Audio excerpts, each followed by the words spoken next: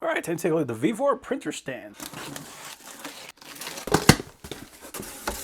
Wow, nice big user manual. We got our two sides. We got our casters.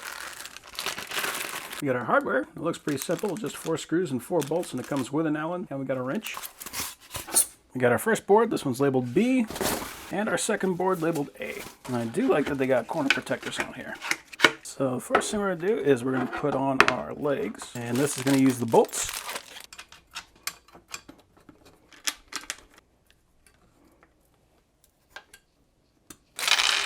Then we're going to use the screws to attach the bottom board.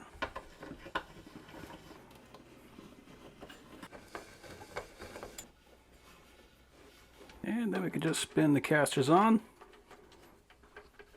And it looks like these are the locking style, so it's got a little lock right here. Cool.